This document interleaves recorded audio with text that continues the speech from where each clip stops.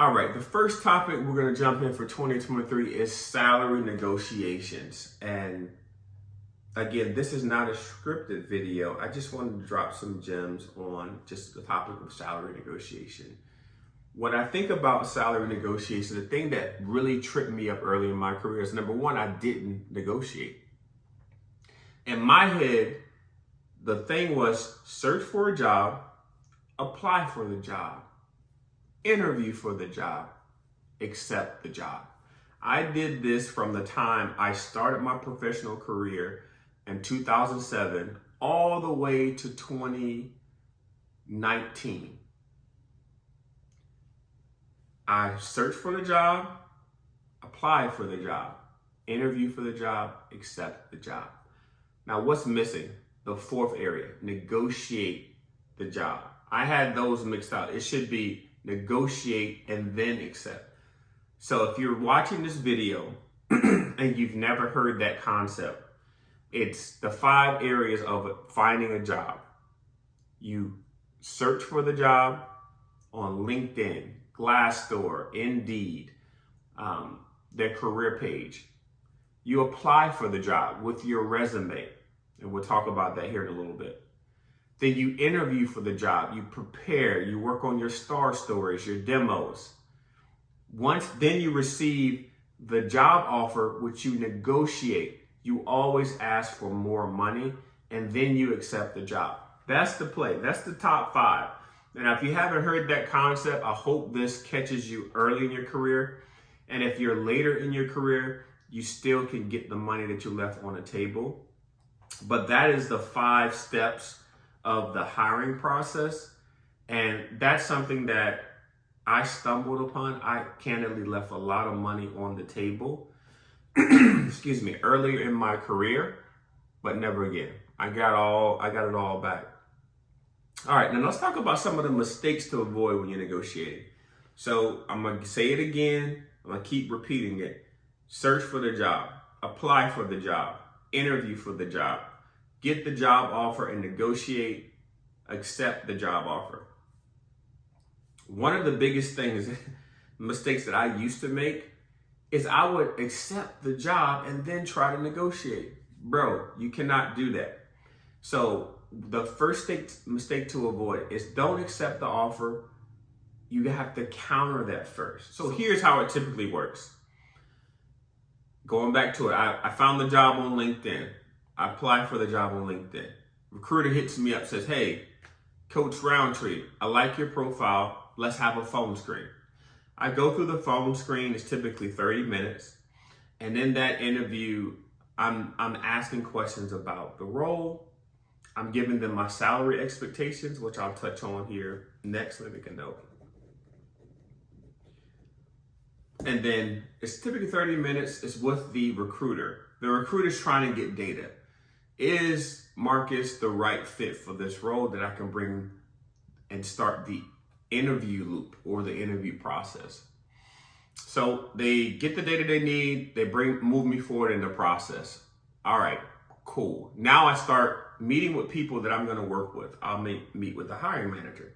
Then I'll meet with her counterparts in marketing, in strategy, in operations, business development. So I'm meeting all these different people and see if I can get a thumbs up. Thumbs up from marketing, thumbs up from strategy, thumbs up from business development, thumbs up from operations.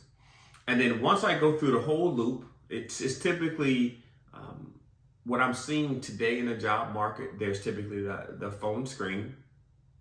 Then there's a communication with the hiring manager. And then you're meeting with stakeholders. And that's typically, it could be a panel where it's a full round and you're on the Zoom or in person and you're meeting with 4 or 5 different people.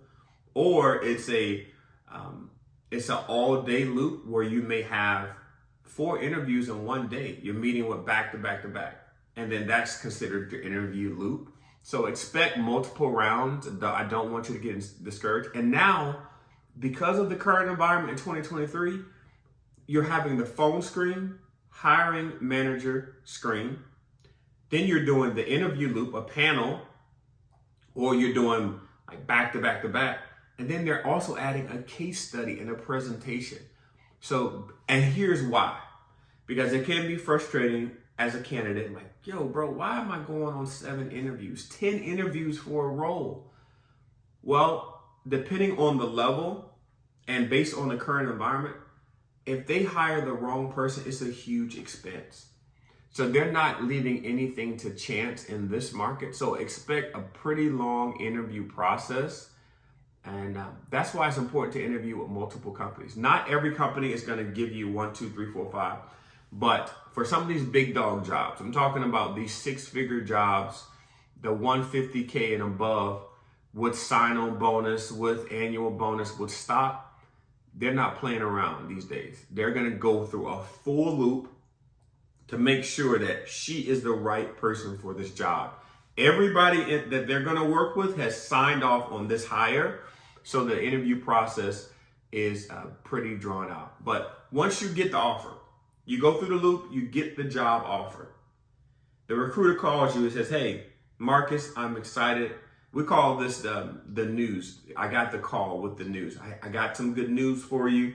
We're excited to extend you the offer. Here are the terms. Sometimes they'll tell you the numbers on them. Do you have a few minutes to talk? And the recruiter will say, okay, well, you can expect a base salary. I'm making up numbers. A base salary of $100,000, or they may say a base salary of $75,000. That includes a 10% bonus, and you also will be eligible for stock. Now, you may not get all of that. We'll talk about that in detail. We'll talk about compensation packages. Let's talk about that. And then salary negotiations. You may not get all those buckets, but please do not be like me. I never forget 2013. I got the news call. Recruiter called me. I was at my current job at the time, literally walking the sales floor. And she called me from this Fortune 500, Fortune 50 company saying, hey, I got the good news for you. We're offering you this job. Your base salary is going to be $54,000, which at the time was $14,000 more than what I was making. So I'm like, yo, I done made $14,000 more. I was at $40,000 in that job. Now you tell me I can make $54,000. I don't have to work weekends. I'm in a corporate space. On the phone, I said, I accept. I'm excited. Hung up the phone, called my family and friends. Yo, I'm going to this big job. And so after that, my mentor said, well, what's the compensation? I said, it's $54,000. He said, that seems pretty low. By the time he said that, I already accepted the job offer, bro. I had already signed. I was so excited to leave that current job to see this elevation that I just signed the offer, didn't negotiate. That was in 2013.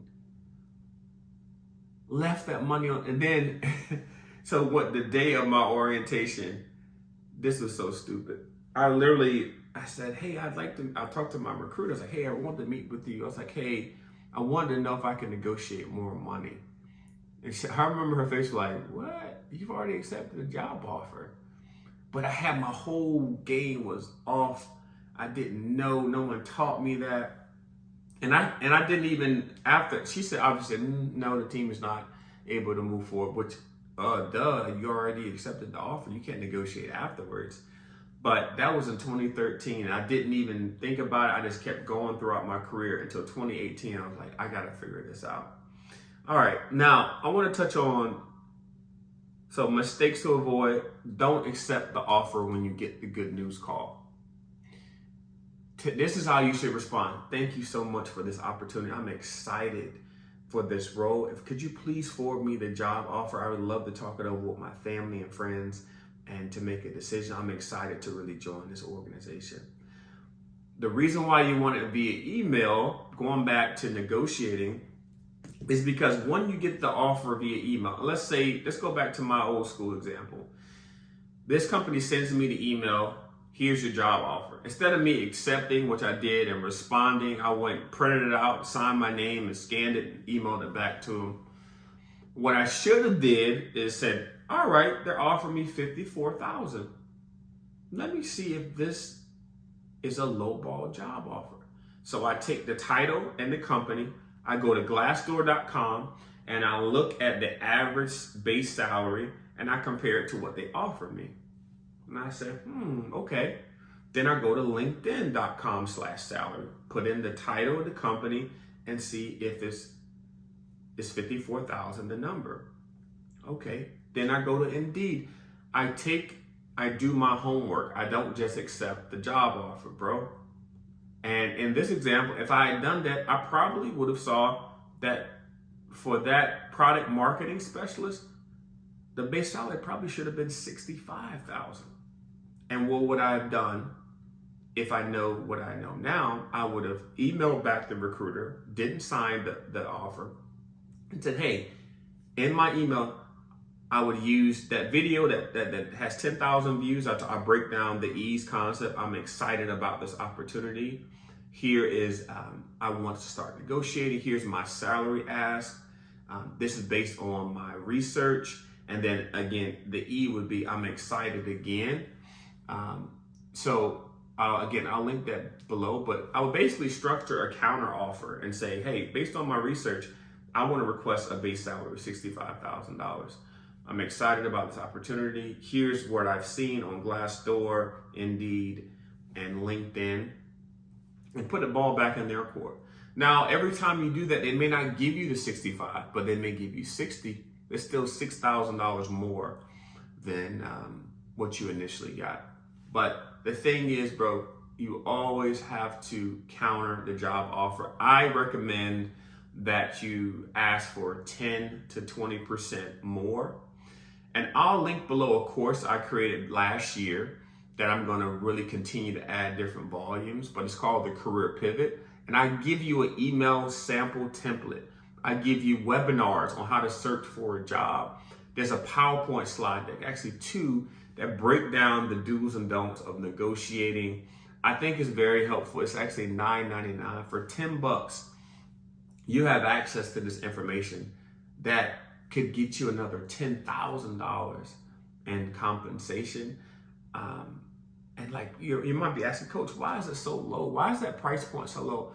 Because I don't believe in gatekeeping. I don't think this information is something that I should charge you what it's worth, which is $1,000. I'm gonna say it's $9.99 so that you can get this information at an extremely low price point. Jay-Z said, I'm trying to give you $1 million worth of game for $9.99. And $9.99 was a Tidal subscription. Tidal is a streaming service.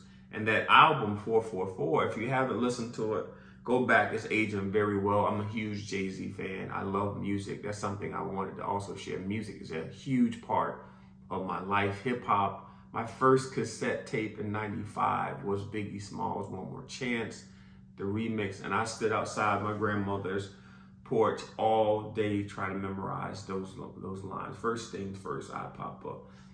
So I'm a huge hip hop head.